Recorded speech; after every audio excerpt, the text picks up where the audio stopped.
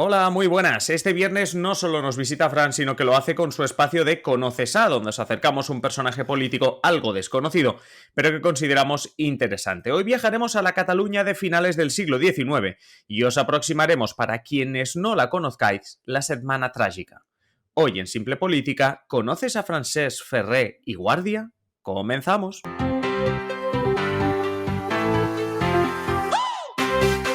Os habla Adrián Caballero y esto es Simple Política, el podcast que trata de simplificar y traducir todos esos conceptos, estrategias y temas que están presentes cada día en los medios y que nos gustaría entender mejor. Y hoy es viernes y, como digo, tenemos a Fran y ya veréis que tenemos esa sección que a algunos pues os gusta, lo vemos también en las estadísticas, Hola, ese muy Conoces buenas, ¿qué a, pero tal? primero saludamos Francisco Javier Rodríguez. Fran, muy buenas.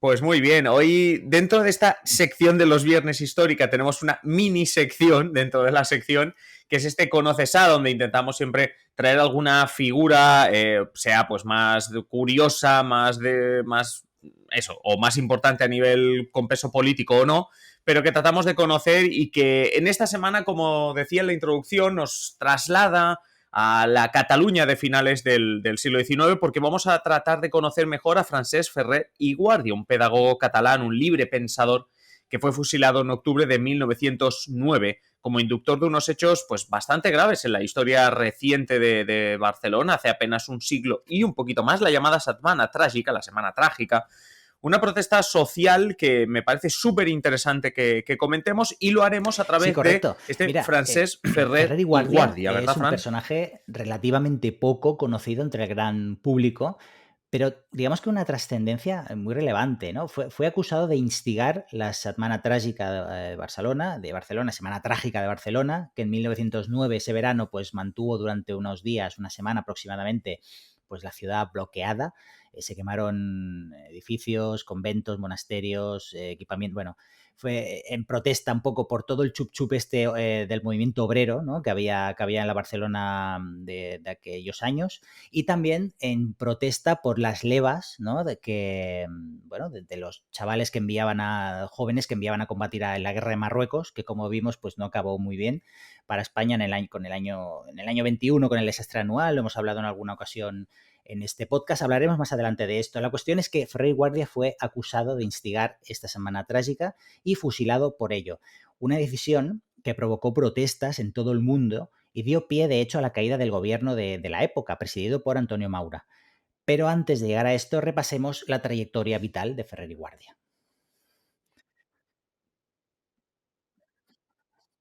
Sí, porque hoy se trata de eso, hoy se trata de acercaros la Semana Trágica, hoy se trata de acercaros esa situación finales del siglo XIX, principios del XX en Barcelona, en Cataluña, y lo hacemos a través de Ferrer y Guardia. Así que haznos un breve perfil de este personaje, como tú dices, o este libre pensador, que como tú dices, no es tan conocido con el gran público, pero que, bueno, pues nos va a ayudar a entender Correcto, mucho mira, cómo era nace la en situación en ese 1859 en finales del Alella, siglo aquí XIX. cerca de la provincia de Barcelona, en el Maresma, ¿no? De hecho.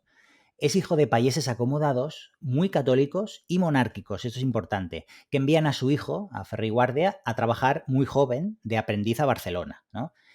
Será aquí en la Barcelona de la segunda mitad del siglo XIX, donde pues se comienza a interesar por la política, en concreto por el republicanismo, pues a través de las lecturas y los textos de Pi Margall, que había Yves Manuel Ruiz Zorrilla, también republicano, y con quien colaboró durante mucho tiempo, ¿vale? En 1886, Ferrer y Guardia, digamos que se implica en un intento de golpe para reinstaurar una república en España tras la restauración monárquica, pero al fracasar, digamos que ha de exiliarse a Francia.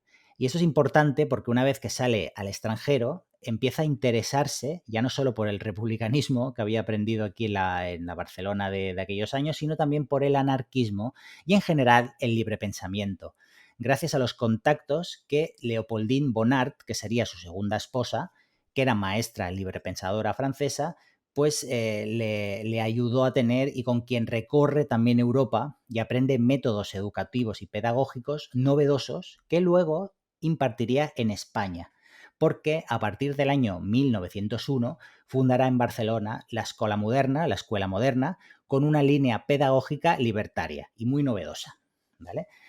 Pero claro, amigo, esto le acarrea muchos problemas, porque más allá de ser un libre pensador, que esto pues a lo largo de la historia pues no ha sido bien recibido por lo que es el conservadurismo y la sociedad en general, esta escuela moderna, amenazaba de manera directa la preeminencia de la Iglesia Católica en la educación. Pensemos que durante siglos las escuelas básicamente estaban en manos de los curas de la Iglesia Católica, que un poco era quien decidía y quien controlaba la educación que recibía el pueblo, la gente, ¿no? Por lo tanto, que abrieran escuelas ya no solo que no sean de la Iglesia, sino que además amenacen un poco todo el espíritu, toda esta doctrina, ¿no?, que se impartía en los colegios católicos, pues era una amenaza. Entre 1901 y 1909, ¿no?, que es cuando finalmente será fusilado, los conservadores no le quitarán ojo a Ferrer y Guardia, ¿vale? Hay que recordar que también su línea pedagógica era similar a la de la institución libre de enseñanza, está seguro que os suena, de personas como Francisco Giner de los Ríos, que también pues iban un poco en esta línea de renovación pedagógica y de hacer las cosas un poco más humanas, una educación más humana, no tan estricta, no tan basada en la pura memorística, ¿no?, que los niños pudieran salir al campo a aprender, ¿no?, un poco en esta línea, ¿no? Pero ¿qué pasa? Que Ferrer y Guardia, además, ¿no?, para crearse esta fama de librepensador y tal, defendió el derecho de huelga de los trabajadores a través del periódico La Huelga General. Por lo tanto, digamos que era un personaje incómodo para el poder, ¿no? Y los problemas pues acabaron llegando, porque en 1906 tuvo un problema serio de verdad, y es que un bibliotecario de su centro, Mateo Morral, que seguramente os suene este nombre, cometió un atentado contra Alfonso XIII y María Eugenia, ¿no?, el 31 de mayo de aquel año, que era precisamente el mismo día que la pareja real contraía matrimonio, ¿vale? Otro día prometo traeros este intento de magnicidio para repasarlo aquí más a fondo, porque la historia que hay detrás de él es de película, ¿no? Solo decir que la bomba que Morral había preparado y que quería tirar desde un balcón al paso de la comitiva real para los reyes, que estaba camuflada en un ramo de flores, no hirió a la pareja, pero mató a 25 personas que miraban la comitiva, ¿vale? Claro, volviendo un poco a Ferrer y Guardia, esto rápidamente pues, lo vincularon con el intento de magnicidio, con la conspiración, ¿no? Así que le cerraron la escuela y estuvo encarcelado un tiempo hasta que fue liberado, ¿no? Al salir no le dejaron reabrir su centro, así que se fue a vivir a Bélgica y Francia, donde sigue con su actividad de difusión de métodos pedagógicos libres.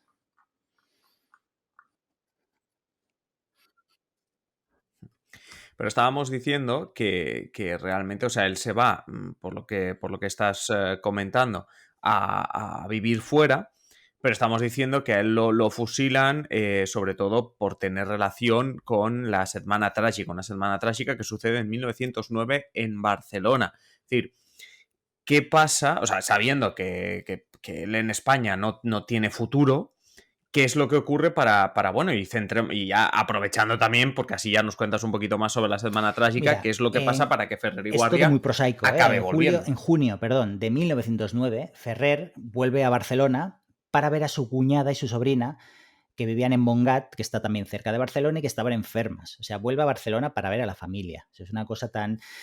Pero con tan mala suerte que un mes después estalla, como hemos dicho, uno de los acontecimientos más importantes de principios del siglo XX en la capital catalana, como fue la Setmana Trágica. Porque del 26 de julio al 2 de agosto, Barcelona y otras localidades catalanas viven una oleada de disturbios y quema de conventos, iglesias y otros edificios, pues desencadenado, como hemos dicho, por estas levas que el gobierno quería reclutar para enviar a luchar a Marruecos. La cuestión era que quien acababa yendo a luchar eran los hijos de los más pobres, de los obreros, que eran los que no podían pagar, ¿no?, esa dispensa para evitar que sus vástagos pues, no fueran a la guerra. Por lo tanto, los ricos pagaban para que sus hijos no fueran a la guerra, y los pobres, como no podían pagar, acababan yendo a la guerra, acababan muriendo, ¿no? El ambiente en Barcelona, que por entonces era conocido como la Rosa de Fuego, solo te digo eso, digamos que también era movidito, ¿no?, con tensiones obreras y políticas. De hecho, se vinculó la Semana Trágica con el separatismo, etcétera, ¿no?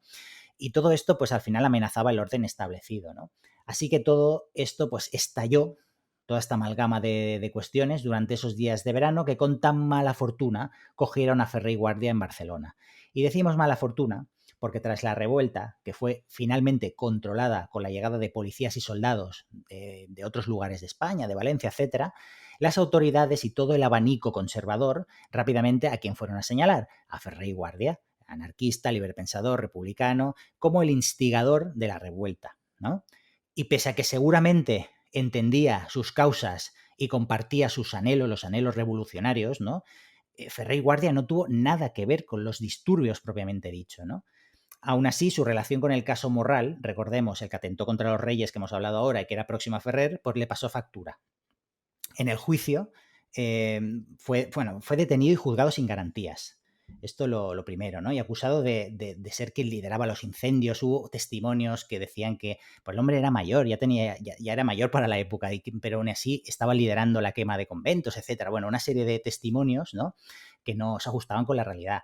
Estamos hablando de un juicio farsa, en el que su abogado, que era el capitán Francisco Galsarán, no pudo hacer nada, porque, por ejemplo, solo tuvo 24 horas para leer el sumario de 600 páginas que había montado la acusación.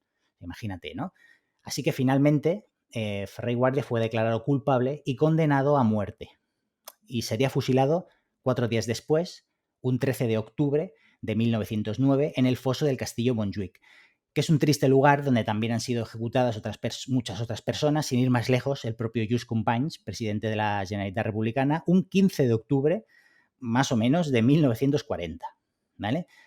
Ni la carta de su hija al mismo rey Alfonso, en la que le imploraba clemencia, ni todas las manifestaciones que hubo en París y en otras capitales europeas, pues a favor de perdonar a Ferrer y Guardia, de no fusilarlo, ¿no? Pues todo esto nos sirvió para evitar el triste final de este pedagogo y liberpensador, que hoy se le recuerda con una estatua que, si sois de Barcelona, podéis visitar en cualquier momento, que está precisamente en la montaña de Montjuïc.